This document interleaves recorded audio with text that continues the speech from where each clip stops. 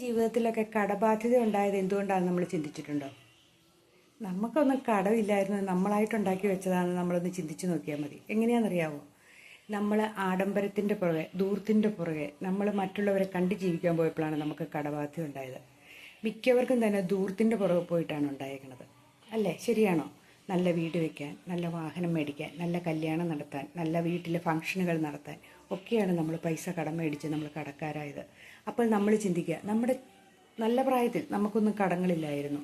ഒരു പ്രായം കഴിയുമ്പോൾ, അതായത് ഒരു 30 വയസ്സ് കഴിയുമ്പോൾ തൊട്ട് നമ്മൾ ഇച്ചിരിച്ച് ആഡംബരത്തിലേക്ക് പോകും. പിന്നെ ഈ ആവേശം ഒന്ന് അടങ്ങണമെങ്കിൽ ഒരു 55 വയസ്സ് കഴിയണം. ശരിയാണോ ഞാൻ ഈ പറഞ്ഞതെന്ന് ചിന്തിച്ച് നോക്കി. മിക്കവർക്കും പറ്റുന്ന കാര്യങ്ങളാണ് ഇതൊക്കെ. 55 വയസ്സ് കഴിയുമ്പോഴത്തേനും ഒരുമാതിരി പഠിക്കും. കാരണം മക്കളുടെയൊക്കെ കല്യാണമൊക്കെ ഏകദേശം എത്തി, കടങ്ങളൊക്കെ കുറേ ആയി. ഇനി പിന്നീട് എന്നാ ചെയ്യുമെന്ന് ഓർത്ത് ചിന്തിക്കാനുള്ള ഒരു സമയം എത്തിയിരിക്കും. അപ്പോഴത്തേനും നമ്മുടെ പ്രായം കടന്നുപോയി. ശരിയല്ലേ ഞാനീ പറഞ്ഞത്?